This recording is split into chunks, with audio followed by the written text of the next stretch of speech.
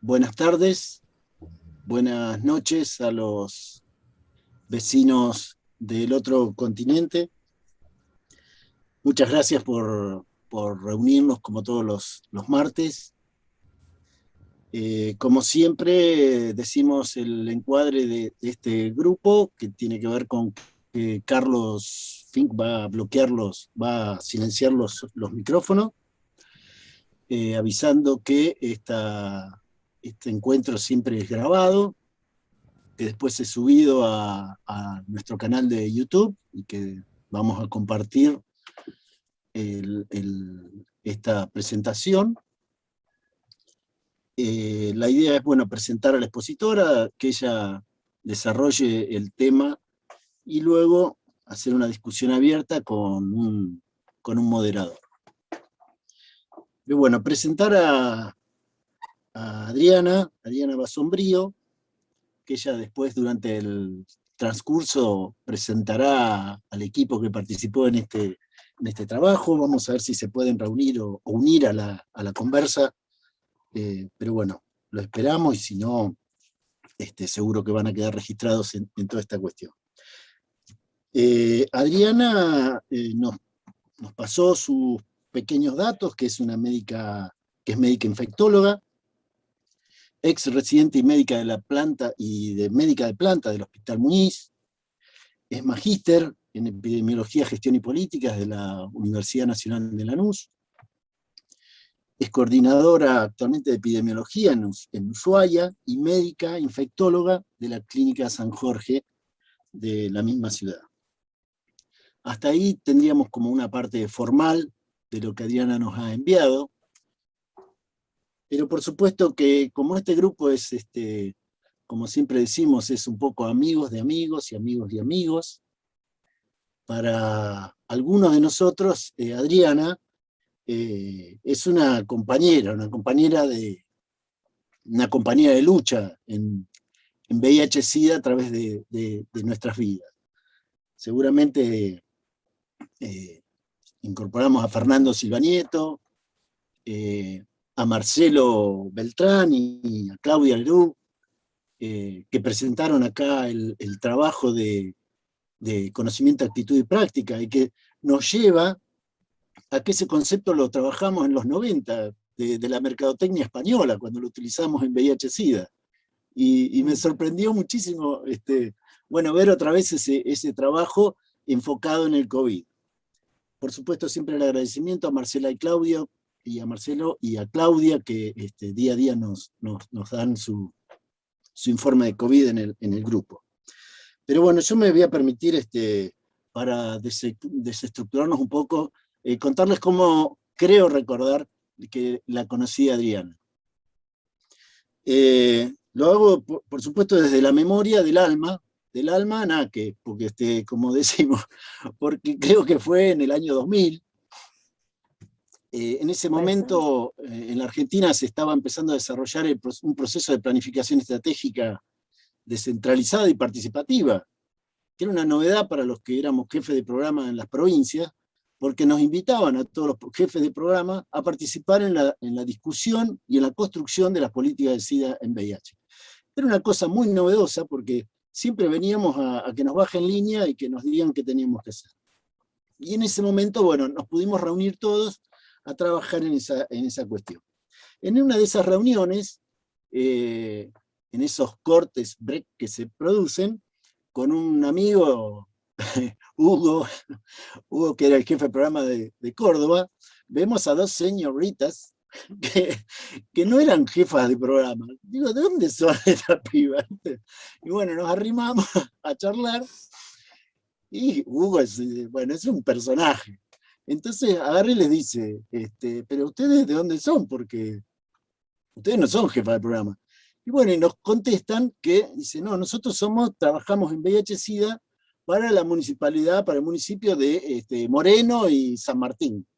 Pues estos dos municipios del conurbano bonaerense, se imagina, el conurbano bonaerense en el año 2000, y por supuesto que Hugo me mira, las mira a ella y les dice, pero ustedes son las marginales. no sabía dónde meterme. ¿Viste? Este tipo las mandaba a las marginales del conurbano. Bueno, esas dos señoritas siguieron históricamente siendo las marginales. Por supuesto que una es, les cuento, que una es Lucrecia Raffo, que hoy es la directora del Hospital Posada, y la otra es Adriana Basombrío, que la tenemos acá. ¿Sí? Los derroteros de la vida la llevaron a Adriana a luego, bueno, trabajar en la coordinación SIDA con Claudio Bloch, uno de los mejores programas de SIDA, o el mejor programa de SIDA que hubo en este país. Después Adriana fue la directora de ese programa. Siempre siguió participando, siempre trabajó haciendo trabajos científicos, siempre con esta lógica desde la epidemiología, la gestión y la política, como dice la maestría de Lanús. Y bueno, por esas cuestiones de la vida se fue a Ushuaia, a donde a desarrollar primero su cuestión profesional, pero también para desarrollar y disfrutar una nueva pasión, o una pasión que es la montaña. Así que la vemos muchas veces mostrando sus fotos y caminando, disfrutando la Patagonia, a las cuales por supuesto siempre invito a que vayan a conocer. Por eso, muchas gracias Adriana, primero porque, bueno, reencontrarnos como siempre, y bueno, tuvimos que adelantar algunas fechas y ella estuvo dispuesta, así que la idea es bueno, que nos presentes tu trabajo a los compañeros que te colaboraron, que estuvieron con vos, y bueno, muchas gracias, adelante. Bueno, ahora cómo se vuelve de esta emoción, ¿no? De todos modos, no, me hiciste emocionar, Claudio. Porque además pienso tanto en los encuentros, ¿no? Con Claudia, con Marcelo. Es cierto que para la otra pandemia, que no tampoco terminó, que era en su momento de SIDA, también es cierto que nos juntamos porque no sabíamos qué hacer. Así que bueno, mucha historia, y yo encuentro similitud entre los dos virus, pero porque encuentro similitud entre las personas. Y entonces, por más que son virus completamente diferentes, el COVID o SARS-CoV-2 y el VIH no tienen nada que ver ni en su forma de transmisión, ni en su, digamos, genética. Sí tiene que ver la transmisión con el tema de los cuidados, ¿no? Y en eso sí que los seres humanos creo que no aprendemos más, me parece. Bueno, el otro día yo les decía que yo podía presentar este trabajo, o sea, podía hacerlo yo y también el equipo que conformamos para eso. Ahora queda como viejo, ¿no? Yo muchas veces creo que voy a volver a insistir en centrarnos en el momento en que este estudio fue hecho, que fue de mayo a julio del año 2020. Yo voy a empezar a avanzar. Nosotros titulamos este estudio Prevalencia de anticuerpos de tipo IgG e IgM contra COVID-19 en personal municipal esencial en la ciudad de Ushuaia, Tierra del Fuego, Argentina. Este estudio fue publicado en la revista de la Sociedad Argentina de Infectología, se llama Actualizaciones en SIDA e Infectología, en el número 105 en marzo de este año. Después de varias correcciones que nos hicieron los evaluadores, que la verdad estuvieron sumamente oportunas.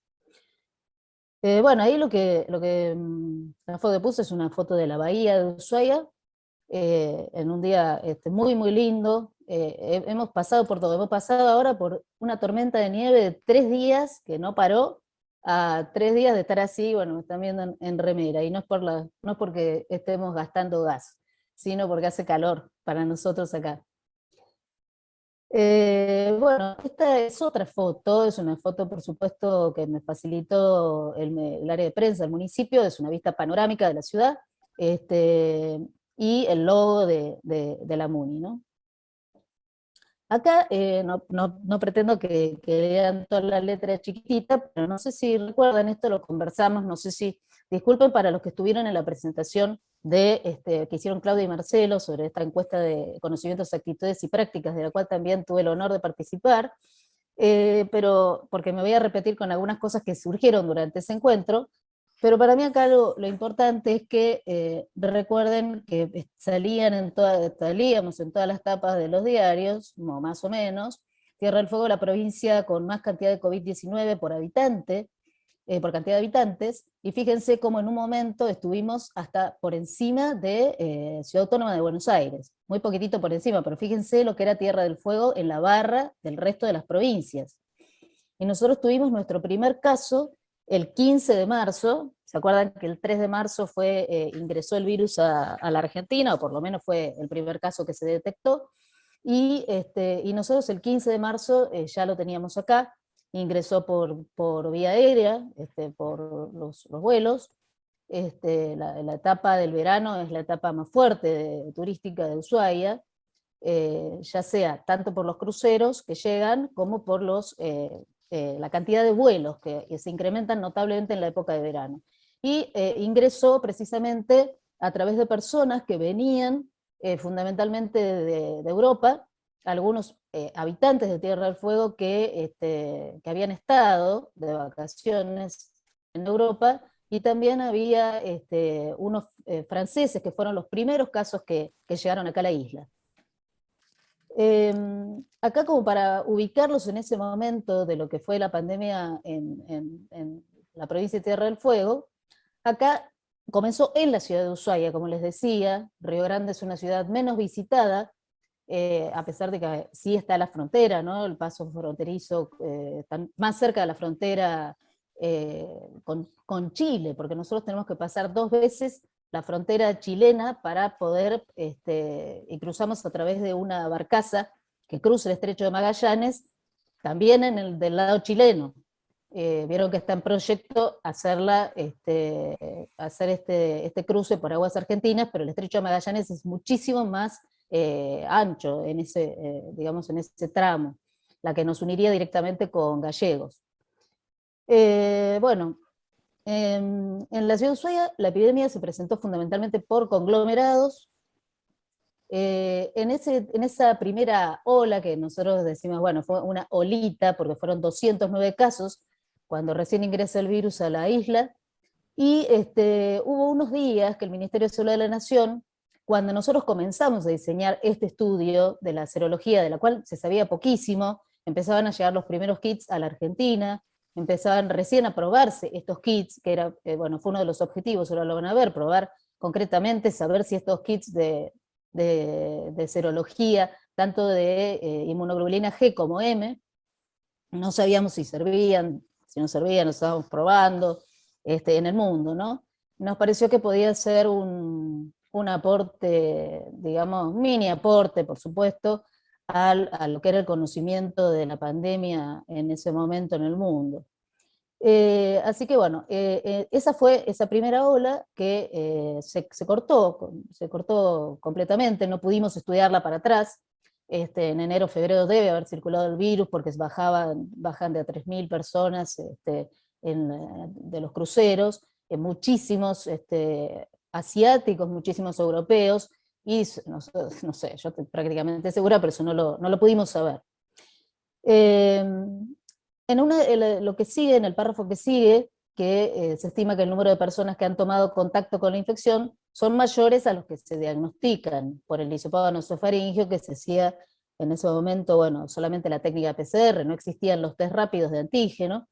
Entonces nosotros decíamos que teníamos un número, que eran esos 209 casos, que el Ministerio de Salud de la provincia iba a través de la Dirección de Epidemiología, iba dando los datos, pero lo que quisimos investigar fue saber si la gente, fundamentalmente los trabajadores esenciales municipales, que cumplieron tareas durante toda la cuarentena, y durante todo el periodo, aún es el día de hoy que siguen siendo trabajadores esenciales, o seguimos siendo, en realidad no paramos nunca.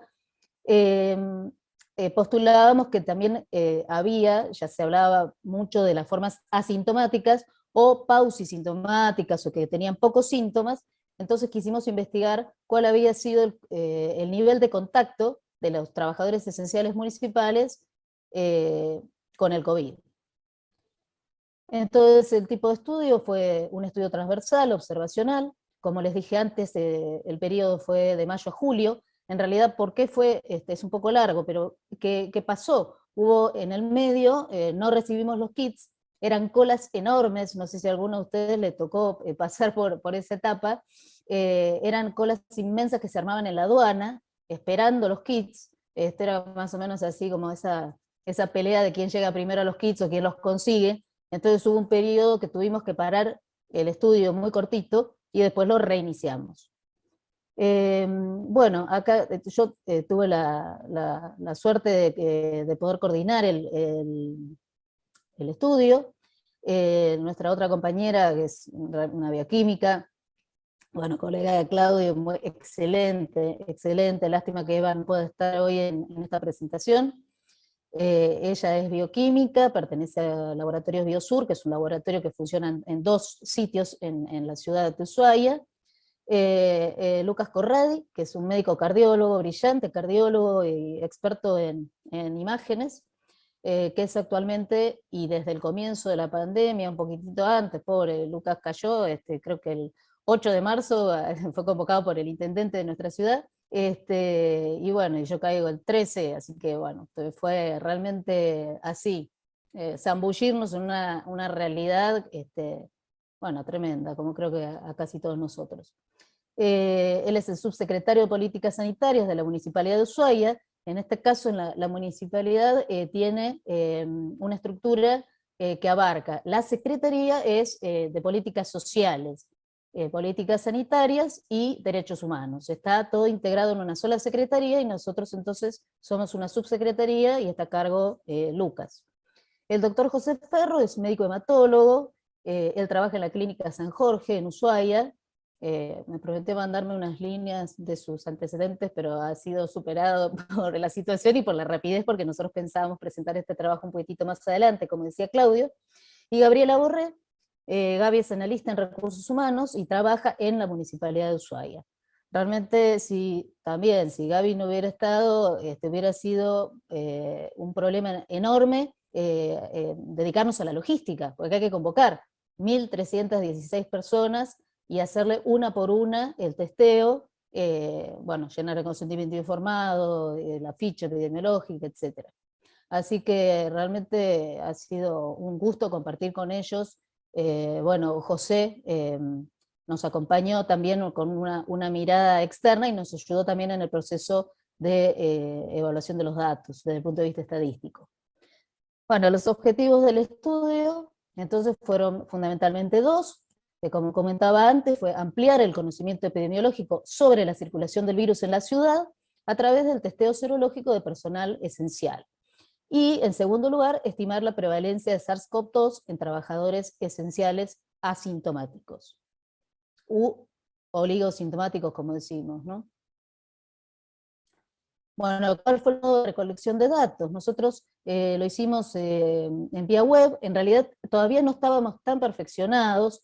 Hoy en día, por ejemplo, para los hisopados directamente cargamos cada encuestador, digamos, lo carga en el teléfono. Hubiéramos necesitado quizás algunas tablets, porque en ese momento nosotros recolectamos la información en papel y después contamos con todo un equipo que fue cargando los datos. Entonces eso fue mucho más laborioso. Ahora, ese sistema fue diseñado por el área de informática municipal y, como les decía, llenamos una ficha que después fue cargada a través de la web. Esa base de datos nos permitía exportarlo en formato en Excel, que fue, en general, analizamos los datos para hacer el cruce de variables en ese formato, y también algunos datos más específicos que quisimos tener mayor precisión, lo hicimos con el SPSS, fundamentalmente Lucas. Las variables que consideramos en este estudio fueron datos de identificación personal, por supuesto con la debida confidencialidad. Fue este pequeño equipo el que contó con la información, las fichas las guardábamos nosotros, y contenían el nombre y apellido. Por supuesto que esto era voluntario, desde ya era voluntario, una sola persona no quiso hacerse el análisis, tenía miedo al pinchazo, así que fue la única persona que se fue de los más de 1.300 que testeamos. Bueno, el DNI, la fecha de nacimiento, la edad, el género, sus datos de contacto para poder después enviarles el resultado, el teléfono, el correo electrónico, el domicilio. Acá para, no sé, creo que mencionaron, tengo entendido que hay sociólogos en el equipo, antropólogos, vimos que la gente más joven casi no usa el correo electrónico, usan directamente el WhatsApp, y además el correo también venía rebotado con mucha frecuencia porque eran correos así medio raros, A.M. Y era, digamos que el correo nos resultaba más difícil para enviar los resultados que el WhatsApp. Bueno, la presencia o no de comorbilidades en estas personas que se testeaban, la presencia de síntomas relacionados a COVID en días o meses previos al estudio, pensando que a lo mejor como habían tenido, qué sé yo, un dolor de garganta o algo muy mínimo, no habían consultado, y por eso nosotros decíamos o creíamos que no tenían síntomas, pero en realidad habían pasado por un periodo sintomático, y también les preguntábamos acerca de la cantidad de convivientes. Diseñamos un consentimiento informado. Yo adjuntar ahora me olvidé, pero bueno, es un consentimiento informado bastante clásico, donde explicábamos los alcances del estudio, cuáles eran las características del test que íbamos a hacer. Bueno, todos los usuarios lo firmaron, eso está archivado, lo tenemos archivado en la actualidad. El proceso de extracciones fue realmente muy interesante. Se diseñó todo un cronograma, piensen que había que testear a toda la gente que había permanecido trabajando tanto en las oficinas municipales durante un tiempo, ¿no? Porque las oficinas municipales también estuvieron afectadas por la cuarentena, pero por ejemplo, recolectores de basura, bueno, policía no tenemos policía municipal nosotros, bueno, distintos grupos que ahora vamos a ver, los hicimos casi todos en el edificio municipal, en el edificio de la municipalidad, en la sede donde, digamos, el clásico municipio donde se hacen todos los trámites. Estuvo muy bien pensado, la verdad que a mí me sorprendió el nivel de organización, porque había sillas colocadas con el distanciamiento de los 2 metros, había 2 personas, unas chicas con las que, bueno, con el tiempo nos fuimos haciendo hasta amigas, ¿no?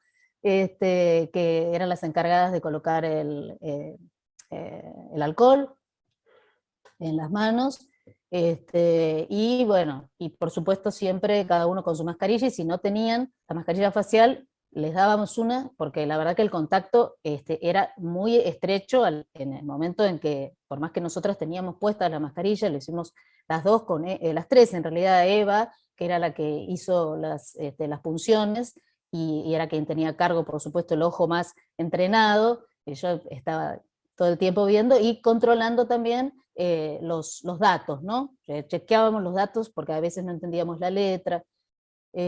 Así que bueno, fue realmente muy interesante compartir este espacio de trabajo.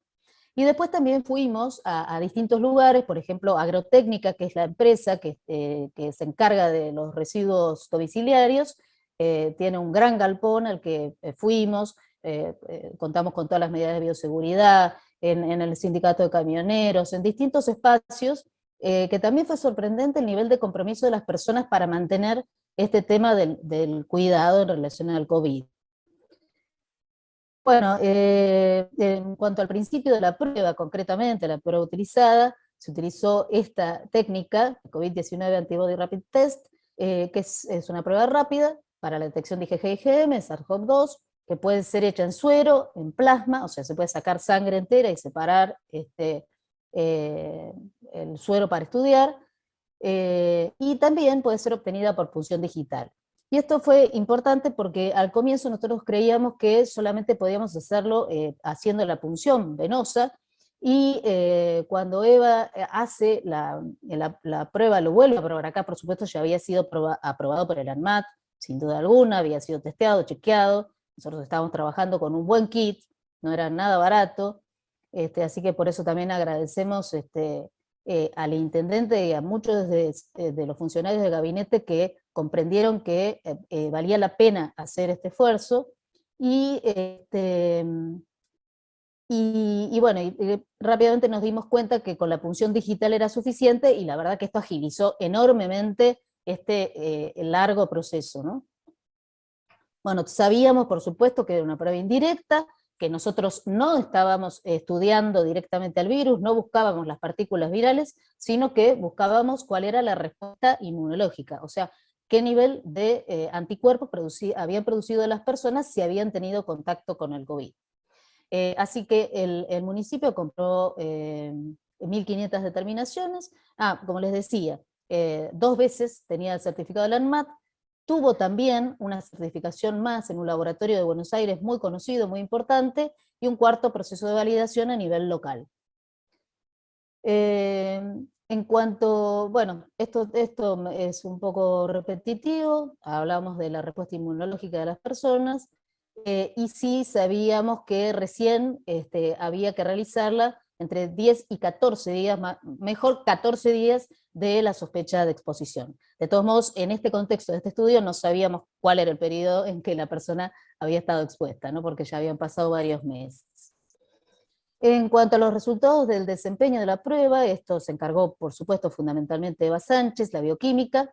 Fíjense cómo la sensibilidad, tanto para la IgG como la IgM, varía el 70% según el periodo de infección, de entre los primeros 5 a 10 días de la infección, esto en términos generales, ¿no?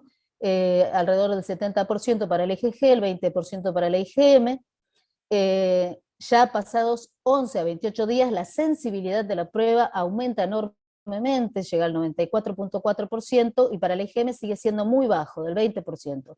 De hecho, nosotros, a través de este estudio, pudimos darnos cuenta que no era útil para IgM. La IgM en general daba falsos positivos, nosotros detectamos en 1.316 muestras, detectamos 4 IgMs, las hicimos validar con otra técnica y siempre fueron falsos positivos. Así que en términos generales y con la experiencia, nosotros compartimos esta experiencia con un estudio que se hizo en Buenos Aires, pero que una diferencia enorme fue que se hizo solo en trabajadores de la salud, ahora está siendo publicado, pero usamos los mismos kits, y ellos llegaron también a la misma conclusión, que no era válido para la IgM, o sea, no detectaba periodos agudos de la infección, y sí era muy sensible y muy específica en cuanto a la IgG. La especificidad, perdón, para los no infectados supera el 99% para ambas pruebas. Y este tema de las 15 réplicas, que fueron, digamos, todas las veces que se replica la prueba para validarla, tuvo una precisión mayor al 99%. Bueno, ¿cuáles fueron nuestros resultados? Hay algunos pocos gráficos, en todo caso si alguno tiene después alguna duda, vemos si la podemos saldar. Van a ver Ns diferentes, acá digamos que qué cosa rara, ¿no? Nos pasaba ya con VIH, nos pasaba también la ficha epidemiológica. Más allá del mundo, del enorme, y digamos, no sé si decir fantástico, ¿no? Pero todo lo que hemos descubierto en relación a la diversidad de género, esto simplemente, si era mujer o varón, y tuvimos este dato, fíjense ya, en vez de 1.316, en 1.305, o sea, algunos datos no estaban, como suele pasar, fíjense cómo la proporción de la torta se inclina enormemente hacia la población masculina, más del 73%, casi 74% de los casos, y una minoría de mujeres que da el 26.2%. Y en esto sí, digamos, este es un municipio que se destaca por su trabajo en igualdad de género, y en realidad acá el peso de la masculinidad lo está dando el tipo de trabajo, ¿no? Porque tienen un peso muy importante, por ejemplo, los choferes de camiones, los recolectores de basura, que son, salvo administrativas, es un trabajo que realizan los varones, y entonces se lleva gran parte de la muestra, no porque, bueno, algo que también les quería decir, que se está trabajando, también estuvimos testeando a todo el personal de transporte de los colectivos urbanos, ¿no? Que también está contratada por el municipio. Hay choferesas, pero todavía, y digamos, se está tratando de llegar a la igualdad en términos de oportunidades de trabajo para ambos géneros, pero todavía también hay más varones que mujeres en este trabajo. En cuanto a la distribución de la muestra estudiada por edades, estos en números absolutos, la mayor barra digamos, la lleva la década de los 29 a 39 años, seguida por los de 40 a 49 años, y después hay gente joven que empieza, por supuesto, de 18 a 28, y la edad de 50 a 59, y van a ver que no hay mayores de 60 porque precisamente fueron personas que debieron o bueno, personas con algunas comorbilidades que no estuvieron trabajando en términos esenciales, porque eran los grupos precisamente que debían quedarse en su casa, ¿no? En cuanto a la seroprevalencia de anticuerpos contra SARS-CoV-2, acá hay siempre un tema que si es bajo o es alto. Nosotros realmente no sabíamos si parece bajo, no sabemos si es bajo o es alto, pero de esa totalidad de 1.316 personas testeadas, que lo pulimos un poco, porque nosotros testeamos más personas, porque cuando encontrábamos un positivo y tenía varios convivientes, testeamos también a la familia de esos convivientes, pero a los fines del trabajo que fue publicado, eso por supuesto tuvimos que descartarlo porque no correspondía, realmente era verdad, no correspondía que nosotros sumáramos al número total a los convivientes de las personas que habíamos encontrado con IgG positiva. Entonces nuestra prevalencia fue inferior al 3%, del 2.75% en este grupo de personas estudiadas. En relación ya a los casos de estas 36 personas con IgG positiva, la mayoría de las personas están en el rango etario de 40 a 49, seguidas por las de 20 a 39, 6 personas entre los 50 y 59 años, fíjense que son personas que han tenido COVID y no han tenido criterios de internación, no, o sea, para la época en que este estudio fue hecho lo pasaron bastante bien, y 4 personas estaban entre los 18 a 28 años. Esto sí, lamento, son esas diapositivas horribles, pero que es interesante compartirla. 2 personas, en cuanto a la investigación de los nexos epidemiológicos de estas personas que fueron positivas, dijeron haber realizado viajes al exterior durante el mes de febrero de 2020, y una persona tuvo contacto, fue un contacto estrecho, digamos, con un compañero de trabajo con diagnóstico de COVID-19. Eso, por supuesto que estos datos surgieron cuando nosotros conversábamos con las personas en el momento de hacerles la extracción o en el momento previo. En la misma situación, en el momento del testeo, 3 personas dijeron que sí que habían tenido síntomas leves y que no consultaron, y una persona había tenido síntomas moderados. Esta persona que tuvo síntomas moderados hizo una consulta, se le hicieron en realidad 2 PCR en 2 oportunidades distintas y ambas fueron negativas. Probablemente tuvo que ver con el momento en que se tomó la muestra, ¿no? También a veces hay problemas con la misma técnica. Bueno, todas estas personas presentaron IgG positiva y, bueno, el otro tema de que no hayan consultado es que tampoco realizaron aislamiento. Así que a lo mejor también ha habido algún tipo de transmisión que no se pudo prevenir. Este es un mapa con la distribución geográfica de los y las trabajadores estudiados y estudiadas. Los casos positivos están marcados con rojo, y lo que sí podemos ver es cómo la distribución es pareja en toda la ciudad, en toda su extensión. Digamos, hay trabajadores y trabajadoras esenciales en todo el territorio de la ciudad, y también ven que los casos positivos que están marcados, por más que es un N bajo, bueno, la nuestra también es una provincia chica, ¿no? Están pintados, están también distribuidos en toda la ciudad. Bueno, en cuanto a la discusión y las conclusiones, nosotros una de las cosas que sí consideramos que hacerlo en forma precoz, o sea, ahí nomás de que tuviéramos la primera pequeña ola, después ya fue un desborde total, cuando nos toca la segunda en septiembre de ese año, es importante haberlo hecho en ese momento, porque es lo que nosotros dimos en llamar, y que después vimos en otras partes del mundo que también habían coincidido con esta idea, que es un estudio hecho llamado de prevalencia temprana. Entonces, tiene, digamos, la importancia de hacerlo en ese momento, es de interés para evaluar cuál es la diseminación viral asintomática en el personal municipal, en este caso afectado a tareas esenciales, y también poder tomar decisiones en las primeras etapas de la pandemia, porque si no estamos llegando con datos viejos a una epidemia sumamente cambiante, ¿no? Bueno, las tasas de transmisión asintomática, las cuales varían según los distintos estudios, que hay ya cientos de estudios desarrollados en el mundo, quedaron también evidenciadas en la muestra, confirmando que la tasa de casos asintomáticos es mayor a lo pensado inicialmente, por lo menos a lo que se decía en un comienzo. Bueno,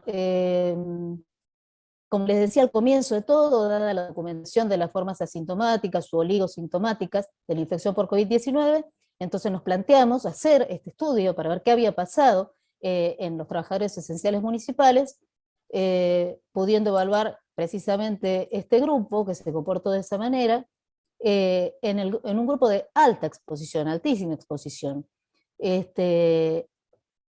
Y también evaluar, por supuesto, la utilidad de las medidas de prevención adoptadas, porque cada grupo, nosotros lo que hicimos con estos trabajadores esenciales fue de entrada, yo me acuerdo, pasé de trabajar en el hospital a trabajar en el municipio, como les decía, el día 13 de marzo de 2020, a 2 días antes de que se presentara el primer caso, y lo primero que hicimos fue ir a capacitar a las personas en cuanto al modo de transmisión, que después aprendimos que también había otros modos de transmisión, que también quedaba en el aire. En aquel momento nosotros decíamos que no, todavía, por más que Ushuaia adoptó rápidamente la utilización del barbijo con grandes críticas, todavía estaba discutido, y entonces me acuerdo de haber ido al gran galpón de agrotécnica, donde están todos los recolectores de basura domiciliaria, en distintos horarios. Entonces estábamos a las 8 de la mañana, a las 8 de la noche, bueno, casi pleno invierno, ¿no? Ya días bastante inhóspitos, ahí sí, con mucho nivel de oscuridad, y bueno, dando el mensaje de lo que, digamos, lo que sabíamos hasta el momento sobre COVID, y cuáles eran las medidas de prevención. Y la verdad que se fueron adoptando muchas medidas de prevención. A medida que pasó el tiempo, cada vez más, pero evidentemente ha sido también una población que, por más que estuvo muy expuesta, también fue muy cuidada. Otra de las cosas que nos llamaron la atención y que discutimos y concluimos, es que nosotros pensábamos que, por ejemplo, en el grupo de trabajadores de la salud, que en el municipio de Ushuaia no es un área muy desarrollada, fundamentalmente trabajamos en atención primaria de la salud, que tenemos una unidad sanitaria móvil, no tenemos centros de salud municipales, y es un grupo pequeño de médicos generalistas, enfermeros, enfermeras, y promotores de salud, pero pensábamos que el nivel, que había grupos que iban a estar más expuestos que otros, y eso no pasó, no pasó. Así que todos los grupos parecieron expuestos por igual, y no encontramos mayor prevalencia en un grupo en particular. Bueno, acá es lo que les decía antes, se observaron en nuestra muestra casos de transmisión asintomática intrafamiliar, así como contacto de convivientes que no se habrían contagiado. O sea, estudiábamos a todo el grupo familiar, de personas, me acuerdo de una que dio, pero una banda súper positiva, y en esa misma familia había personas que habían adquirido el COVID y otras no, aún conviviendo. Eso nos pasó con bastante frecuencia, y a medida que pasó este estudio, y también seguimos viendo personas que, a pesar de haber tenido contacto estrecho, no padecieron el contacto con el COVID. Y después el tema del desarrollo de anticuerpos, y una cosa que nos quedó en deuda fue volver a repetir este estudio, porque también, así como se habla en la actualidad de la pérdida de los anticuerpos a lo largo de los meses, nosotros queríamos volver a estudiar esta misma población a fines del año 2020 para poder hacer un estudio comparativo por un lado, por el otro para saber si los anticuerpos seguían presentes en estas personas estudiadas, y no, eso no llegamos a hacerlo. Sinceramente el 2020 nos superó y no lo pudimos hacer. Bueno, como les comentaba antes, estos casos intrafamiliares no fueron incluidos en los análisis de los datos, y los resultados, esta es otra conclusión a la que llegamos, que los resultados de estas pruebas pueden ser importantes en este contexto para detectar los grupos de personas que han estado infectadas y así poder investigar probables focos de transmisión a través de procesos de georreferenciación, por ejemplo. Vuelvo a repetir que nosotros tenemos claro que estas pruebas serológicas no tienen fines diagnósticos, ni siquiera confieren un pasaporte inmunitario, esto lo sabemos, precisamente por la pérdida de los anticuerpos a lo largo del tiempo. Esto ha variado ahora estrepitosamente con el tema del desarrollo bueno, del programa de vacunación, ¿no? También lo que pudimos establecer, y que esto no fue menor, establecer la confiabilidad en la técnica utilizada, fundamentalmente en relación a la IgG, o sea que el método se optimizó en nuestro caso. Bueno, y esto, bueno, este último párrafo no pudimos concretar.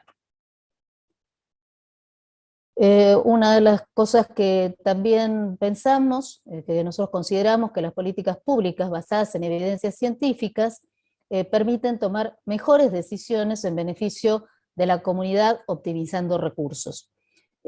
Digamos que pensamos que, por supuesto que nosotros también somos sujetos políticos, somos sumamente conscientes de esto, pero en este caso el nivel de profesionalización que tuvo el estudio aportó también al estado del conocimiento y nos permitía también darle al intendente, así como lo estamos haciendo con los hisopados, una idea de cómo se fue desarrollando la pandemia en la ciudad y poder optimizar los recursos en términos de prevención. Entonces creemos que el presente estudio aporta en alguna medida, por supuesto, una pequeña medida, pero siempre es un granito de arena, al estado de comprensión en la materia, dentro de los estudios de este tipo que se llevaron a cabo, como decía, a nivel nacional y también internacional. Y cada reporte que se presenta, esta revista en la que nosotros lo presentamos está indexada, así que, bueno, cualquiera puede quizás saber cuál es la experiencia en este lugar. Le puede servir también a aquellos que quieren repicar, repetir, o que quisieron hacerlo en otras partes. Acá estamos Lucas y yo. Esto es algo que se los quiero mostrar, yo decía, parece medio figuretti, pero en realidad esto, como es una ciudad que ha crecido muchísimo, pero que es muy pequeña, y hace que tengamos, bueno, Lucas y yo fuimos en ese momento súper mediáticos. A cada rato nos preguntaban, venían, ¿cuántos testeos hicieron hoy? Bueno, testearon 550 personas, 600, 700, bueno, nos iban preguntando todo el tiempo. Las ciudades chicas son así. Y entonces también nos habíamos comprometido con la gente, con la comunidad, a devolver los resultados. Entonces, el 15 de septiembre, por una presentación preliminar, presentamos con Lucas este fondo, es el fondo de la Intendencia. Este era, digamos, como, no me sale una palabra fea, nuestro lema sería ocuparse es prevenir, y entonces lo presentamos por los medios digitales del municipio ese día, con los resultados todavía preliminares, ¿no? Hubo que pulir mucho más el trabajo para presentarlo a la revista. Para terminar, queremos hacer nuestro reconocimiento a las autoridades de la Municipalidad de Ushuaia por comprender la importancia de llevar a cabo el estudio, facilitar los kits para poder realizarlo e impulsarlo, al equipo del área de informática municipal, que nos facilitó, como les contaba, la base de datos con su georreferenciamiento. Esto sí era automático, el georreferenciamiento, al equipo que colaboró con la carga de datos, que fue bastante trabajoso, al equipo que colaboró en la implementación operativa de la toma de muestra en cada espacio de trabajo. Como les decía, siempre había una persona designada para facilitar y cuidar el tema de los distanciamientos y que toda la gente tuviera su mascarilla colocada y sus manos con alcohol, diluido, por supuesto, según las necesidades y las características del grupo de estudiar. Esto tendría que haberlo puesto al comienzo, no tuvimos conflictos de interés en la presente investigación. Bueno, y estos se los dejo porque este es el resumen, también lo pueden buscar en la publicación, el resumen que nosotros presentamos en la revista, digamos, como inicio, digamos, como el resumen que uno presenta en cualquier trabajo antes de, digamos, al comienzo de la publicación. Bueno, muchas gracias a todos y espero comentarios, dudas, sugerencias, etc.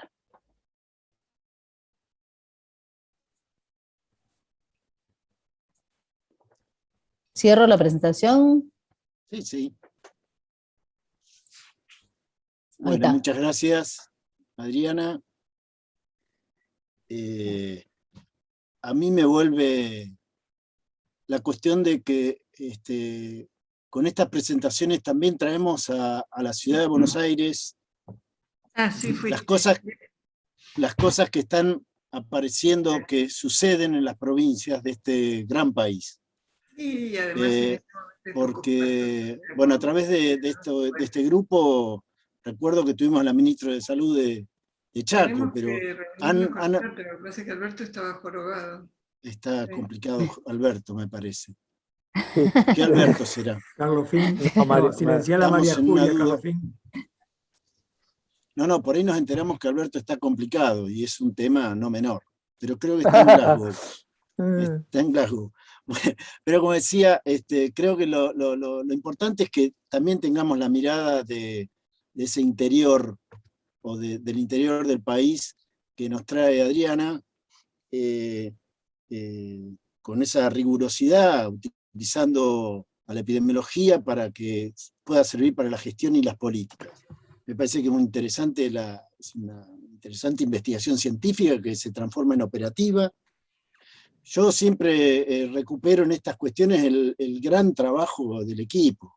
Digo, armar estas cuestiones en donde uno tiene que integrar desde un secretario a una médica que tracciona y que seguramente debe haber seguido insistiendo, pero traccionar a la parte política, a que un secretario o subsecretario se enganche a trabajar, que hayan armado los dispositivos, que se haya podido realizar, no es un tema menor con las complejidades que implica desarrollar un trabajo de esta índole.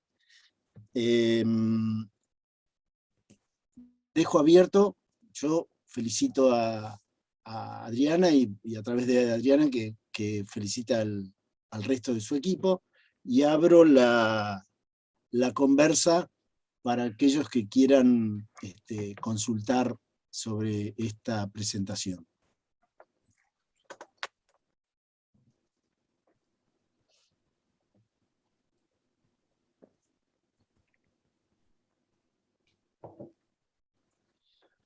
El intendente te llamó. Ahí está Marcelo, bárbaro. Excelente. Marcelo. Hola, Marce. ¿Cómo va? Buen estudio. Bien, Me ¿vos? pongo y me pongo, se ve que algo pasa con o me da ictericia o se me va la ictericia por un momento. Sí, está medio histérico. Sí. Pero después me pongo cambio de color, bueno, no importa. Ahí está, ahí está un color más pálido y normal. Muy bueno el estudio. No sabía que a ustedes los auspiciaba Unicenter, así que lo de conflicto de intereses con la U es igualita que la propaganda de Unicenter acá en Martínez, así que van a ¿En tener, serio? y alguien va a tener que cambiar el logo. Así que creo que hay algún conflicto de intereses, digamos, pero... ¿Pero con las espiguitas de la U? ¿También, Marce? No, las espiguitas de adentro no, se ve que algo han cambiado ahí, pero... no es igual. ¿Esperaban encontrar mayor prevalencia de anticuerpos? Sí, sí. Pensamos que nuestra fantasía era que sí, que había mucha más transmisión de COVID que la que encontramos. Sí, sí. Pero eso piensan que fueron trabajando bien con los trabajadores municipales para que se protejan, digamos. Nosotros pensamos que sí, O que el porque virus corrió por otro sector de Ushuaia. No sé cuántos sectores hay, pero si hay un sector alto, un sector, el sector... no, bueno, a ver, si nosotros estamos hablando de la primera ola con 209 casos, después acuérdense que superamos a Ciudad Autónoma, y aparte muy tempranamente, que ha sido por este tema del turismo.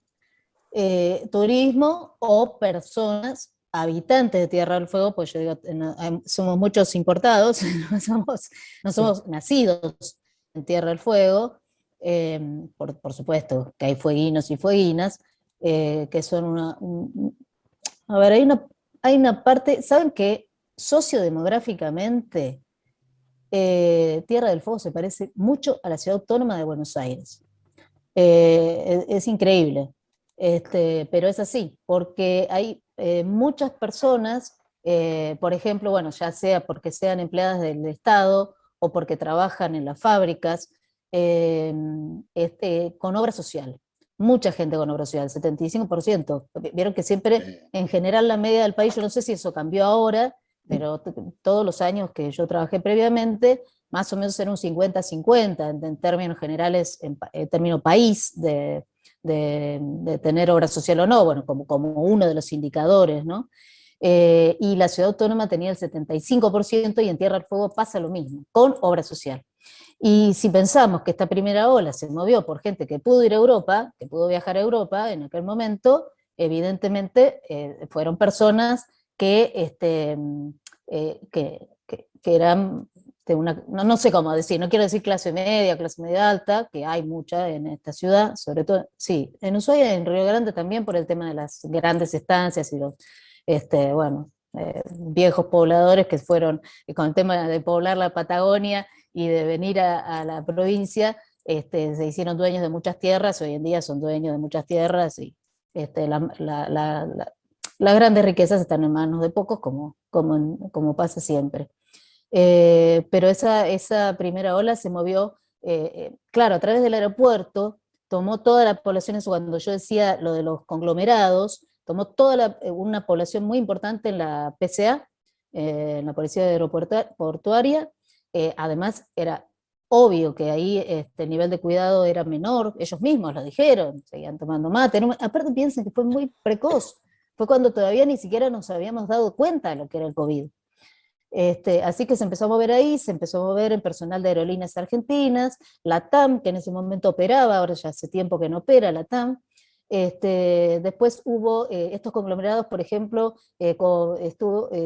también hubo muchos infectados en la policía provincial, que eso lo vimos, que no tenían todas las medidas de cuidado. Probablemente no nos creíamos todavía lo que se venía.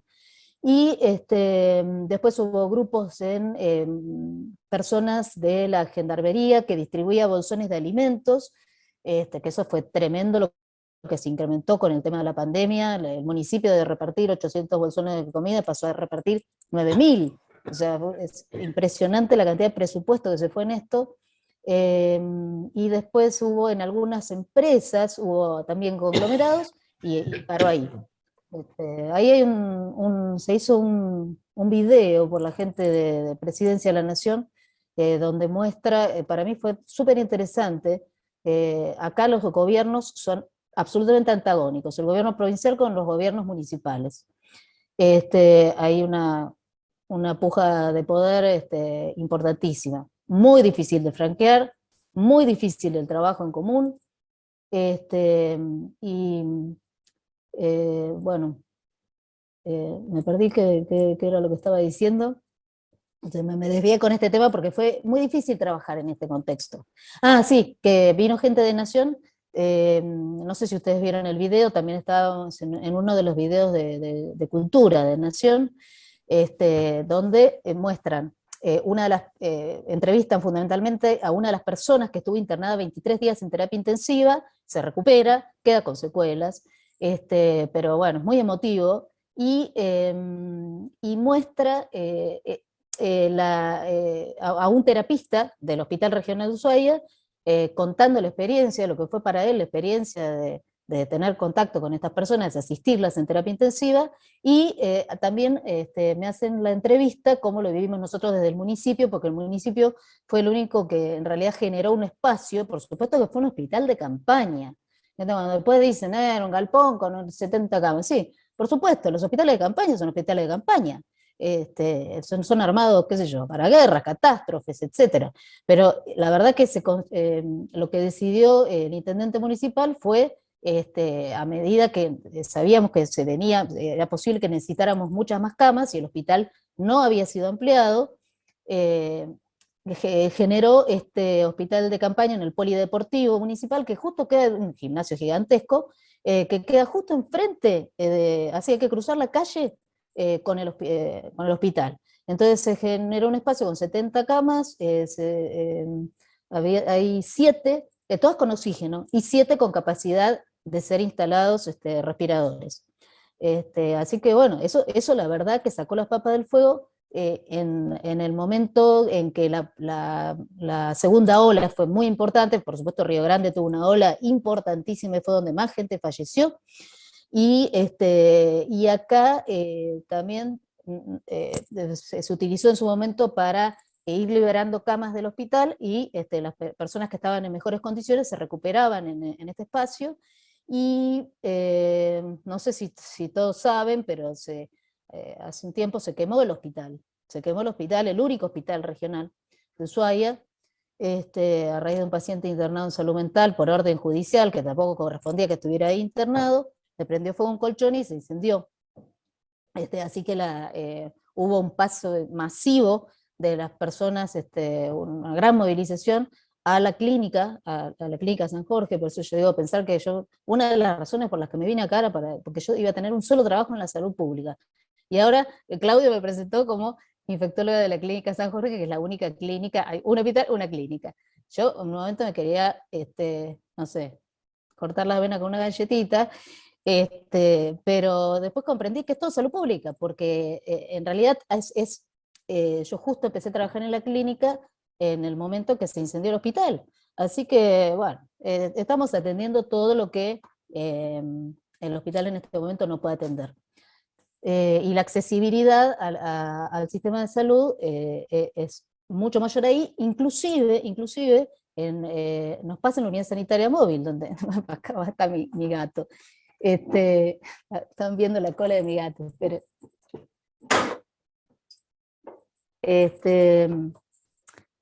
el 16 de octubre, un sábado, hubo una nevada importantísima, y nosotros teníamos organizadas actividades, organizamos atención del niño sano,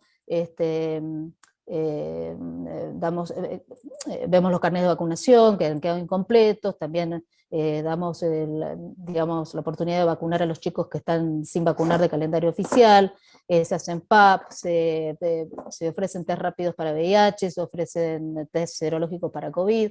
Bueno, y la gente en medio de la nevada tremenda vino, o sea que brindar espacios de acceso a la salud, evidentemente se hace cada vez más importante, y estamos viendo cosas, ya sé que lo estamos viendo en todo el país, todo lo que quedó tapado detrás de la pandemia, ¿no?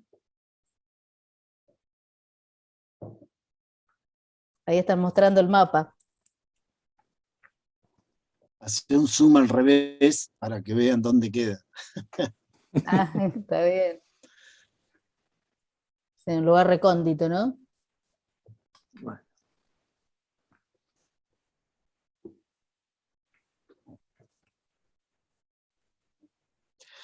Adri, me encantó el gráfico georreferencial tipo Snow. Está bueno, ¿no?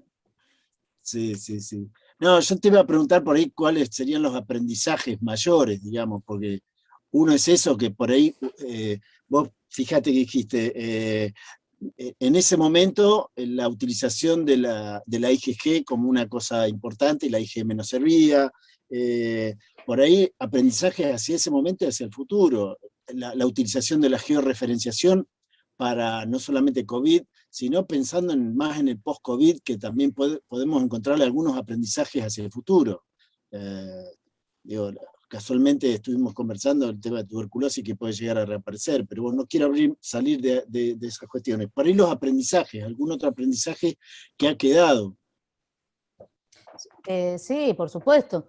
No, creo que en parte lo comentaba, por ejemplo, este tema de agilizar el nivel de información con el área de informática, que cómo perfeccionamos ahora con el tema de los hisopados, que nosotros cargamos directamente las personas que han sido capacitadas en lo que comenzó siendo el detectar, que después tuvo adaptaciones locales, ¿no? Ya directamente van a una base de datos y van a una sala de situación donde en la intendencia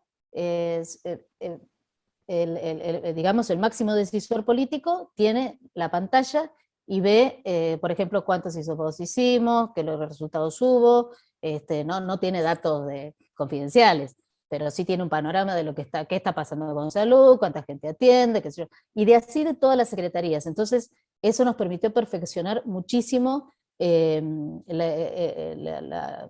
capacidad de los recursos, ¿no?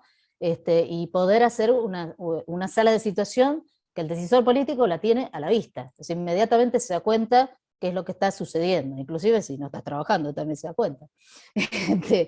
Pero eso a nivel de todas las secretarías, no solamente con la secretaría a la cual nosotros pertenecemos. Y en relación a lo que decías, Claudio, yo hace 3 meses que volví a hacer un trabajo asistencial no virtual. Yo nunca dejé de hacer asistencia directa a pacientes, además de hacer la gestión, ¿no? Y en estos 3 meses voy por la 7ª tuberculosis diagnosticada, menos 1 que ha sido empírico, no encontramos el bacilo, todos los demás son bacilíferos. Sífilis, una locura, de A5, de A6, todas las semanas, chancros, periodos secundarios, bueno, impresionante. Yo estoy absolutamente impactada con esto. Yo creo que esto en términos de lo que llega a infectología y a clínica médica, pero también lo están viendo los oncólogos. El aumento, el incremento de diagnóstico de cáncer por gente que no ha podido consultar durante todo el periodo de la pandemia. Creo bueno, que esos son los resabios que vamos a por ahí evaluar en el futuro, las cuestiones estas del post-COVID, tal vez en otro grupo, no sé qué vamos a hacer de nuestras vidas con este grupo, pero ahora le daría la palabra a Claudia, ¿puede ser? ¿Claudia? Sí, adelante. Yo quería Después está Juan y Leo. Cuando en los estudios que hiciste, Adri, era como que como pasó en todo el país, que estaba todo muy lento, que veíamos con Marcelo que como iba pasando todo muy despacito, y no entendíamos bien también cómo se mantenía así. Después subió muchísimo, y bueno, fue cuando hicimos la encuesta que Ushuaia era los lugares de mayor incidencia del país. Ahora casi no tienen casos en Ushuaia, ¿no? O son muy poquitos. En Buenos Aires, en AMBA, están empezando a subir, y están empezando a subir en el país, y con una importante variación de lo que se ve de Delta, que llega al 80% en Capital y en el AMBA. Entonces yo te preguntaba, si ustedes están haciendo algún tipo de estos estudios, están pensando lo que puede pasar cuando venga el verano de nuevo, cuando vengan los barcos, si uno vuelve a estar preparado inmediatamente con la experiencia que tiene. ¿Cómo están viendo esto ustedes? Sí, ahí yo aproveché hace poco tiempo para volver a insistir en que la pandemia no terminó. Yo sé que nosotros tenemos armado un comité de crisis municipal, donde ahora hace rato que nadie publica nada, salvo cuando yo salgo a decir alguna cosa de que que nos sigamos cuidando, perdone. Porque es cierto, por ejemplo, nosotros hace un mes que no detectamos ni un solo caso positivo. Nosotros hisopamos como municipio martes y jueves, de 14 a 16, y no estamos teniendo ningún caso positivo, y hemos llegado a tener una prevalencia del 61% en noviembre y diciembre de 2020. No bajábamos del 60, después nos instalamos en un 40%. Y circulaba, así como el resto del país, según las muestras, vieron que se hace una vigilancia epidemiológica en cada provincia para ver el tema de las variantes, y teníamos Manaos y teníamos una de Río, era la prevalente. Ahora con el tema de que se quemó el hospital, todo lo aledaño, que era laboratorio, diálisis, yo qué sé, toda la parte eléctrica se quemó. Entonces, por suerte sí pudieron guardar, están las muestras guardadas, refrigeradas, para mandar al estudio epidemiológico para ver qué tipo de variante está circulando. Lo que sí sabemos que Neuquén, desde la semana pasada, tiene transmisión comunitaria de Delta. En Tucumán hay casos, bueno, Buenos Aires. Entonces, yo les digo, parezco la portadora de las malas noticias, pero mi tendencia es a pensar que el virus en este momento nos está dando un descanso, nos está dando un respiro. Pero como la pandemia empezó en otros países, y nosotros, yo siempre, cuando me decían, pero acá puede pasar, ¿y por qué no va a pasar? ¿Por qué no va a pasar? China está con un rebrote impresionante, Reino Unido volvió a la cuarentena, Italia. Entonces, nosotros tenemos otros países que nos precedieron para mirar. Y entonces, como vos muy bien decís, los cruceros empiezan a llegar ahora, van a empezar a llegar cruceros para actividades científicas, que son antárticos. Algunos cruceros van a la Antártida, otros no. Los primeros van a venir con esos fines, y los protocolos que, bueno, revisamos esos protocolos que nos hicieron aprender tanto. Claudio, creo que esto es algo también en relación a tu pregunta. ¿Qué aprendimos? No sé, aprendimos de todo, porque eran protocolos para jardines maternales, para guías de turismo, para escuelas, para servicios religiosos. Entonces era digamos, como entrar en cada mundo para ver qué podíamos ofrecer desde nuestro conocimiento. Porque en realidad había que adaptar ese protocolo. ¿Qué sé yo? Terapia asistida con perros, ¿qué protocolos tenemos que tener? La verdad, digo, si no me cuentan qué hacen, no puedo evaluar un protocolo. Y esto también fue de un aprendizaje inmenso, y también nos sirvió muchísimo este tema del otro grupo de COVID que se armó, porque decían, chicos, tengo un encuentro con jardines maternales, ¿alguien tiene protocolo de esto? Porque hay que meterse en esos mundos para comprenderlos. Y por ejemplo, el protocolo de cruceros, que mueve muchísima plata el tema de los cruceros transantárticos, y el protocolo que organizaron los empresarios está muy bien pensado, y estuvo hecho, el de acá, digamos, una de las regiones más australes del continente, o del mundo también, hasta tienen contemplado bancarse o soportar o tolerar un número X de gente con COVID. Y tienen pensado todo, así, arman una burbuja, y está hecho en base a la experiencia de Noruega, porque como ellos ya pasaron esa etapa, entonces toman para mí está exagerado, y hacen una burbuja, la gente llega en avión, testeada, PCR, los ponen en un micro que los traslada hasta el puerto, y del puerto suben directamente al crucero. El crucero va a la Antártida con un médico a bordo, todo, y tienen armado el lugar de aislamiento por si tienen casos de COVID. Después vuelven al puerto, otra vez a la burbuja de transporte, avión, y cada uno vuelta a su país. Así que quizás eso también sea algo de aprendizaje. No sé qué pasará con los cruceros que no tengan estas características cuando empiecen a llegar un poquito más adelante. La temporada de cruceros va de octubre a abril, y todavía los cruceros no empezaron a llegar. así que están como demorados. Vamos a ver si aprendemos algo de la experiencia. Bueno, yo Claro. presenté hace poquitito esa experiencia, ¿no? Creo que sí, creo que eso también es un punto de aprendizaje. Yo tengo, por supuesto, en eso se basa mi temor, que si van a venir también extranjeros, ya vinieron en la temporada invernal, hubo una temporada fuertísima turística invernal, a pesar de las condiciones. Y bueno, y otra vez que van a incrementarse los vuelos en el verano, yo creo que tenemos que estar preparados para que el virus vuelva a ingresar y que probablemente sea la cepa delta. Bueno, tenemos 3 pedidos, con lo cual tratemos de... A ver, Juan. Juan Manuel, Leo y Daniel.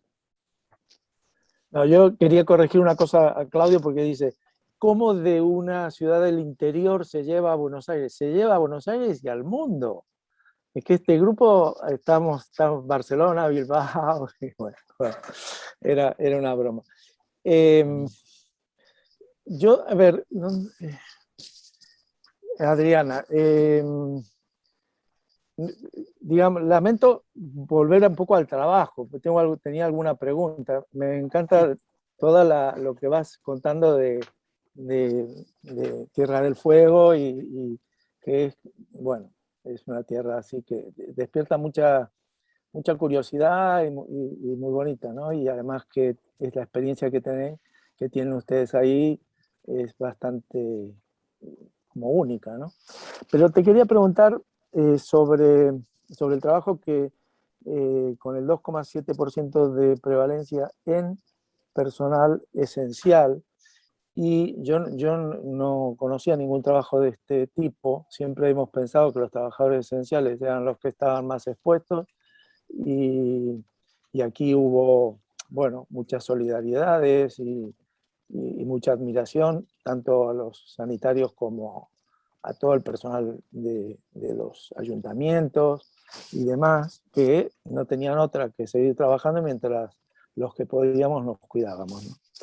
Entonces, lo que te quería preguntar es si, sé que hiciste bueno, comparar con un estudio posterior y no se pudo, pero en esa época, en la época, digamos, precoz, igual no sé si conoces estudios semejantes a este que puedas comparar, o si usaste alguna comparación con trabajadores no esenciales, por ejemplo, del ayuntamiento o del municipio, o con población general. ¿Tenés algún dato de esto? ¿Podés aportar algo? La Te verdad digo que porque no. bueno, termino un comentario. Aquí se hizo un estudio parecido en el clínico, en el Hospital Clínico y Provincial. No sé cuántos trabajadores de la salud, pero en ese momento, en el momento inicial, la prevalencia era de un 15% por ahí, no del 2% como ustedes, pero no encontraron diferencias entre las personas con diferente grado de exposición. O sea, daba igual si trabajaban con gente con COVID o si trabajaban en la administración. Y esto, claro, después lo supimos por qué era, ¿no? Porque la COVID se contagiaba digamos, en los lugares de trabajo, donde se bajaba digamos, el nivel de cuidado, donde la gente se iba a la cafetería y charlaba, bueno, todo eso que lo supimos después. Pero no sé, te quería preguntar esto por si podíamos llegar a alguna conclusión en que los trabajadores esenciales de ustedes estaban bien protegidos o eran igualmente afectados que el resto de la población. No sé, si tienes algún dato, si no. Sí, bueno, yo creo que sí se los cuidó mucho de entrada. Era lo que comentaba, digamos, en relación a que comenzamos con capacitaciones y fuimos también adecuando los niveles de protección de acuerdo a los nuevos niveles de conocimiento. Claro. Eso sí lo hicimos, Juan. Era permanente, ¿no? A medida que avanzábamos en conocer, avanzábamos en las medidas de protección por eso decía que también sirve para las decisiones políticas, porque yo realmente, si hay un lugar donde yo me he sentido respetada, es en este lugar, en el contexto del municipio, de hecho fue también lo que me agotó, porque la orden del intendente fue, pregúntenle a Adriana antes de decidir, y claro, entonces mi teléfono era un 0800 COVID, pero bueno, me parece que está bien, es un precio que todos nosotros tuvimos que pagar, pero el nivel de respeto realmente fue enorme, más allá de algunos momentos de conflicto, porque estábamos todos muy mal, ¿no? Muy mal, yo me considero también desde el punto de vista de la salud mental. Pero no tengo, en relación a tu pregunta, ¿qué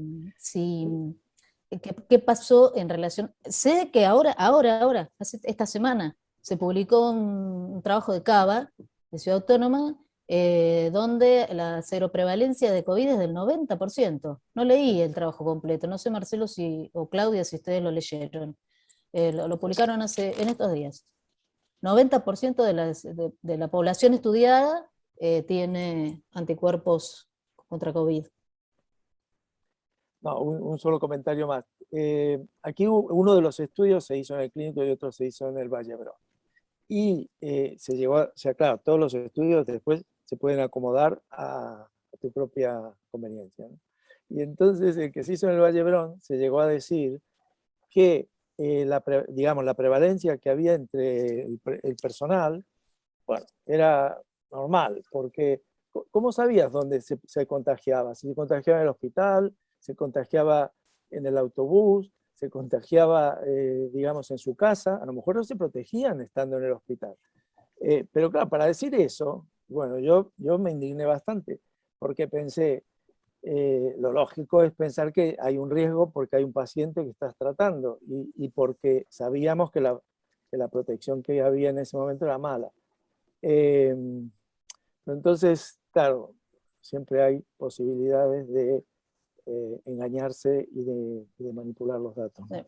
Y en este caso, bueno, claro, se necesita comparar. Bueno, ya está. Acá Juan, una sola cosa. Prácticamente no hubo casos, muy pocos casos en trabajadores de la salud por su trabajo, ¿no? Es como vos decís, se identificaban más a través de reuniones sociales o otro tipo de cosas, y hubo muy poco trabajador de la salud infectado, a pesar de la gran pandemia que tuvimos. Bueno. No, por ahí lo interesante es el aprendizaje respecto a la comparación en los diseños y los aprendizajes conjuntos, ¿no? De cómo diseñar las cosas y para compararlo. Pero no quiero ningún comentario mío, sino de Leo Meliboski, que quiere hacer una consulta. Sí, hola, ¿qué tal? Soy Leo del Hospital del Mar, Barcelona. Bueno, Adriana, felicitarte por tu trabajo, muy interesante. Y claro, yo quería hacer unos comentarios que se pueden hacer porque pasó un tiempo desde que se publicó este trabajo. Empiezo por el final, en realidad, por este comentario que se hizo lo último. Nosotros ahora, con un 79% de la población vacunada, tenemos en personal sanitario, ahora no porque está muy tranquila la cosa, pero un altísimo grado de contagio, con vacunación completa, altísimo grado de contagio. Por suerte, todos en casos leves, y por lo menos en el Hospital del Mar ninguno requirió ingreso. O sea, la situación actual. También decir que en tu trabajo mencionabas que no había mucho contagio familiar. A nosotros nos pasó eso en la primera y segunda ola, pero en esta última, con la variante Delta, se contagiaba un sanitario y se contagiaba toda la familia, toda. O sea, el grado de contagiosidad es elevadísimo. Después también comentar que nosotros tardamos bastante tiempo en eliminar la higiene, porque nos dimos cuenta que nos confundía y no servía para nada. O sea que en ese sentido fueron bastante preclaros, porque nosotros hace pocos meses que la eliminamos. Nosotros y en general lo que hacemos actualmente es anticuerpos anti-spike y antinucleocápside, que es lo que estamos haciendo actualmente.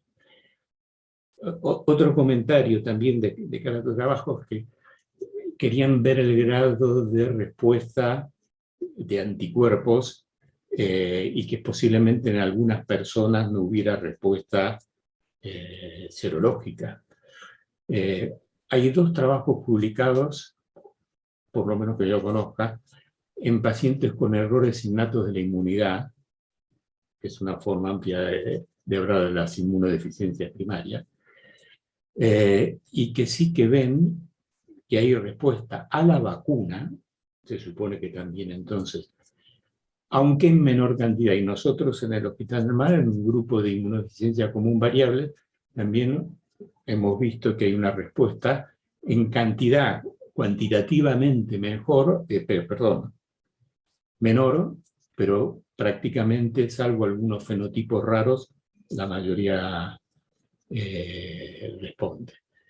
Y nada, que otro tema que mencionaste, que es la idea de ver cómo evoluciona la inmunidad humoral que se va perdiendo, eso lo vemos nosotros, porque además todos los que nos vacunamos nos vamos haciendo anticuerpos y la cosa baja con el tiempo, obviamente, pero estamos utilizando, no en forma rutinaria, pero sí en estudios, el cuantiferón, o sea, la inmunidad celular, y vemos que la inmunidad celular, hay otros métodos más elaborados, pero simplemente con un kit que es bastante accesible, vemos que la inmunidad celular expresa interferón, o sea, el cuantiferón es positivo. Nada más comentar eso. Sí. Muchas gracias. Sí. Hay procesos viste, que están en investigación con respecto a los anti-spike, porque todavía no está, no sé si ustedes lo tienen, pero todavía no está determinado el nivel de anticuerpos, porque viste que acá por lo menos el rango va tiene que ser mayor a 50 y hasta 8000, entonces todavía no está determinado cuál es el nivel protector de la vacuna.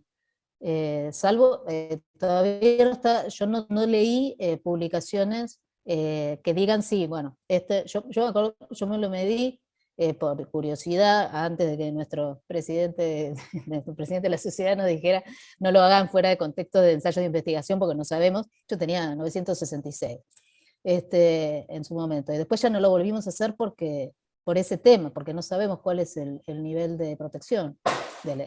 Sabemos que sirve para la enfermedad grave, por supuesto que sí. Y los últimos casos positivos, en relación a lo que preguntaba Claudia, de un mes atrás, todas las personas estaban vacunadas. Todas las personas positivas que encontramos al final, que ahora tenemos este periodo de calma, todas estaban vacunadas, todas habían recibido 2 dosis de vacuna. Y bueno, yo oí justamente, no sé en qué publicación salió, que se considera que niveles mayores de 100 tenían protección, por debajo no. Lo que sí te puedo, pero no sé en qué publicación, pero una charla así como la que estamos teniendo salió ese tema. Eso por un lado. Y también te puedo decir que los sanitarios que se contagiaron, que fueron de formas leves, tenían niveles mayores a 2000, o sea que tenían bastantes anticuerpos. Pero protegió contra gravedad y contra internación hospitalaria. Sí, por suerte. Muchas gracias por el aporte. Daniel. Sí, pido disculpas por ser psiquiatra, o sea que es como un elefante en una cristalería. Bienvenido, compañero. No afloje.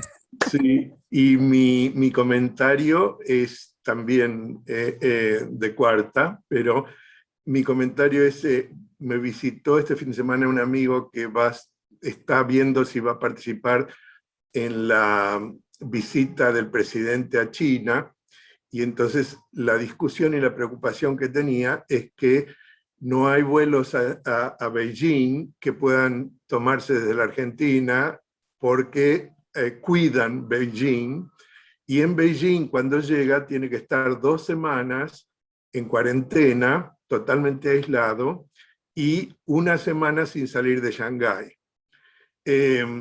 Y por otro lado, o sea, ven qué científico es mi proceso psicológico. Y por otro lado, tengo un otro amigo que iba a ir a Israel y me dice que no va a ir porque también le exigen 2 semanas de cuarentena apenas sale del avión, con el proceso de la burbuja, etc.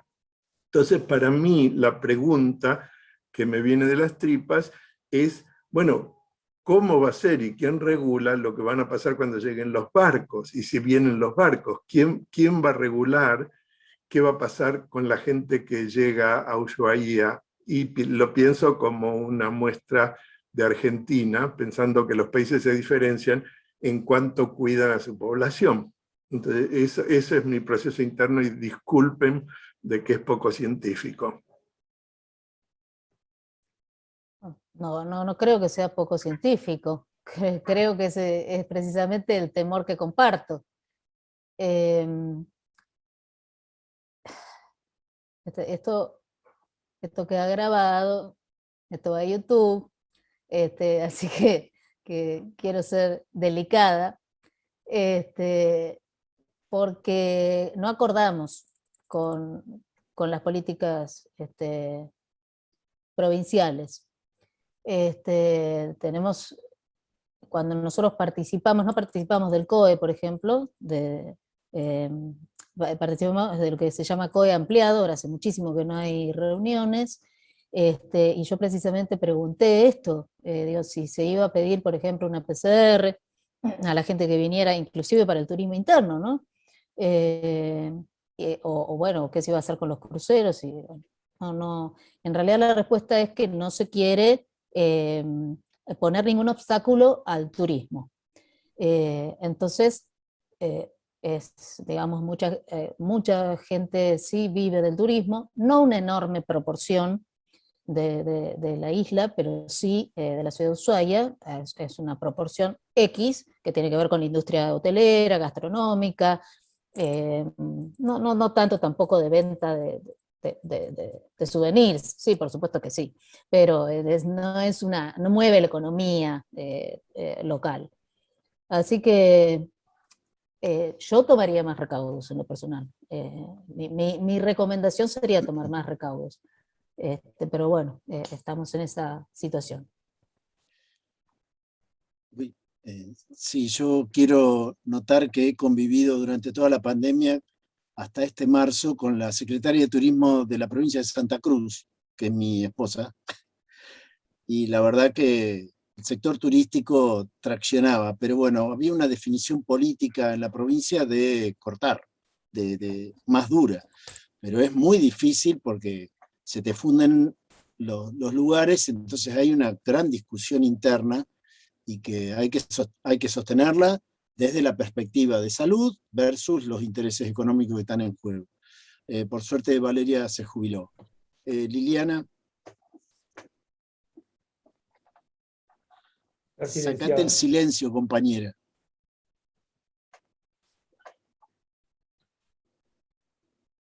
Es un sabio silencio que voy a romper ahora. Yo te quería preguntar, Adriana, porque no lo sé, el signo político de la provincia y de la municipalidad de Ushuaia, y si son distintos, o por ahí también si son iguales, si tuviste dificultades para la implementación de las políticas sanitarias. ¿Y qué es el COE? Sí. El comité de emergencia. Espera, ¿es comité? No me acuerdo la O. Operativo de emergencia. Eso se armó en casi todas las provincias. Santa Cruz sí ha sido mucho más dura, creo que recién ahora está levantando la solicitud de PCR. Lili, el intendente de Ushuaia es el presidente del Partido Justicialista de la provincia, es un militante, es muy joven, tiene 38 años, fue elegido por primera vez intendente a los 32 años, y en su segunda intendencia ganó con el 55% de los votos. Es camporista, además de pertenecer al Partido Justicialista y ser presidente, ¿no? Este año, presidente del Partido Justicialista con un montón de diferentes fracciones del peronismo, ¿no? Y el gobernador es originalmente radical. Él fue intendente del municipio de Río Grande también en 2 periodos consecutivos. Se habló muy bien de él. Yo nunca viví en Río Grande, pero sí, por supuesto, conozco muy bien la ciudad. Fue muy buen intendente. También fue reelegido en su momento. Y cuando vinieron las elecciones nacionales, él se declaró radical K, y bueno, ganó la gobernación, no de una forma rotunda, pero sí veníamos también de un gobierno un poco difícil. Y cuando le preguntaron a quién votar, yo esto lo puedo decir porque esto es público, comentó que daba lo mismo a quién votaran, tanto sea, digamos, al PRO como a Alberto y a Cristina. Así que sí, sí fue muy engorroso el trabajo, muy engorroso. De hecho, hubo situaciones difíciles para llevar a cabo hasta este estudio del que estamos hablando, un estudio de seroprevalencia. Hasta tuvimos inconvenientes en ese sentido, donde decían que quizás nosotros lo que queríamos mostrar es que ellos no decían la verdad, que estaban ocultando datos. Sí, fue muy trabajoso, Lili, muy trabajoso, y lo es en la actualidad. Bueno, 2 veces admirable entonces, Adriana. Vamos las chicas. No le íbamos a aflojar nunca, te puedo asegurar, porque además creo que uno sabe lo que quiere y lo que pretende, y uno tiene la conciencia tranquila. Sabe que no está, digamos, más allá de una ideología que uno pueda compartir, por supuesto, uno está en esos términos. Realmente no podemos estar pensando en contiendas políticas, estamos atravesando una pandemia. No nos podemos permitir ese lujo. Gracias. Yo quería hacer Buenísimo. una preguntita. Marta. Sí, buenas tardes, me encantó la exposición, Adriana, gracias. Quería saber en qué estado está el hospital que se incendió, digamos, si hay algún tipo de activación en eso, si se está reconstruyendo, o sea, cuál es la actitud que tiene el gobierno provincial o nacional, no sé, con respecto a eso. No, el provincial inicialmente dijo que no había posibilidad alguna de reconstruir el hospital. Durante los últimos 2 años de gobierno de la gobernadora anterior, que es actual diputada nacional, Rosana Bertone, se empezó a construir. En realidad se tiraron abajo un montón de casas de servicios que habían alrededor del hospital, con el fin de construir, de ampliar el hospital. Había quedado chico como en cualquier parte del país. Y la verdad que se avanzó muy poquitito, después dijeron que había problemas con el suelo, bueno, no, eso está más o menos igual que antes. El gobierno nacional sí aportó mucho, construyó un hospital modular al lado del puerto, y ahora están hablando el gobierno provincial de reconstruir el hospital. Y lo que se ha hecho en algunos servicios es, atienden una parte de su carga horaria en el hospital, en los espacios que se van poniendo en condiciones a medida que va pasando el tiempo, y por ejemplo diálisis, que estaba pegadito a salud mental, se pasó al hospital modular, cardiología está atendiendo ahí, y algunas personas, algunos profesionales, por ejemplo infectología, atienden consultas ambulatorias en el hospital modular. Ese fue un hospital construido directamente a partir del gobierno y del gobierno nacional, sí. Y por supuesto que el municipio tuvo muchísimo apoyo y muchísima posibilidad de hacer cosas, porque no por la coparticipación, que es un tema en permanente conflicto a nivel local, sino por la llegada de fondos desde los distintos ministerios nacionales. Así que, por supuesto, ahí hay una dupla, que sí, que se han logrado muchísimas cosas gracias al gobierno nacional. Ok, muchas gracias. No, por favor. Bueno, no veo manitos. Creo que podríamos ir agradeciéndole a Adriana. Me parece que lo interesante es que, fíjense, tratando de analizar una investigación en donde hubo mucha organización, pero siempre la idea es como la de este grupo, tratar de tener rigurosidad en todos nuestros trabajos, tratando de ser lo más riguroso, compartir información, los aprendizajes, para traducirlo en políticas concretas, que después se juegan en otras arenas. Cada uno tiene su ideología, su forma de ver y su forma de evaluar y de juzgar, no sé, a través del voto. En 2 semanas tenemos que votar. Me voy a abstener de decir cosas, pero nos jugamos muchas cosas, pero bueno, volvemos a partir de un trabajo riguroso, de un grupo en el fin del mundo, pudimos analizar algunas cosas que son comunes, no solamente acá, sino los compañeros de Europa, que podríamos compartir y compartir aprendizajes de ambos lados. Bueno, la verdad que muchas gracias, una alegría, Adriana, y bueno, nos vemos. ¿Qué les parece? Sí, Bueno, gracias a ustedes. Muchísimas gracias. No, muchísimas gracias a vos, Gracias Adriana, muy bueno tu trabajo. Gracias, muchas gracias. Adri. Lamento que no haya podido conectarse ni Lucas, ni José, Bueno. ni Gaby, ni Eva. Mandale Pero saludos. bueno, está. Dale. Buenísimo. Para la próxima. Buenísimo. Bueno, Bárbaro. muchísimas gracias. Besos, Adriana. Todo muy bien. Bueno.